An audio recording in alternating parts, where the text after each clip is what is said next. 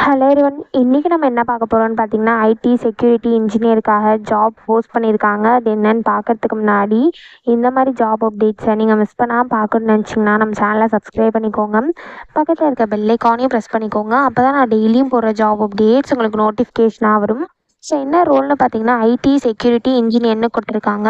Location பார்த்தீங்கன்னா பெங்களூர். இது வந்து ஃபுல் டைம் ஜாப் தான்.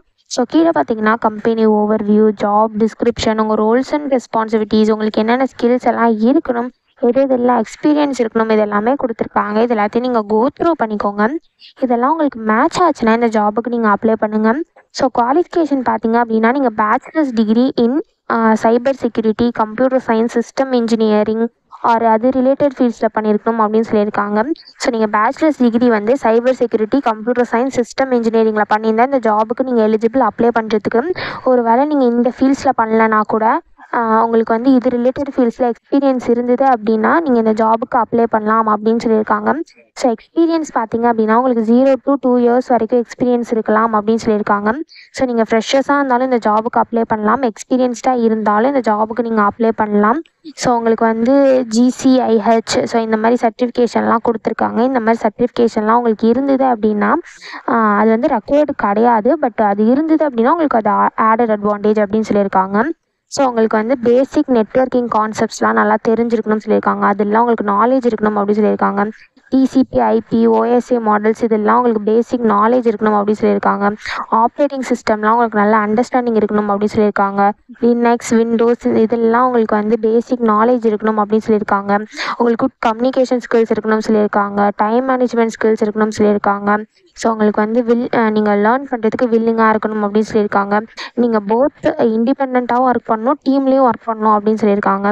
ஸோ இந்த மாதிரி சம் ஸ்கில்ஸ், குவாலிஃபிகேஷன்ஸ், எக்ஸ்பீரியன்ஸ் இது எல்லாமே கொடுத்துருக்காங்க. இது எல்லாத்தையும் நீங்கள் கோ த்ரூ பண்ணிக்கோங்க.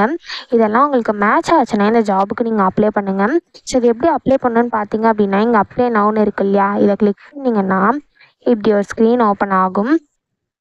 ஸோ இதில் வந்து நீங்கள் இப்போ கரண்ட்டாக ஃபுல் டைமாகவோ பார்ட் டைமாகவோ இந்த கம்பெனியில் ஒர்க் பண்ணிகிட்டு இருக்கீங்களா அப்படின்னு கேட்டிருக்காங்க.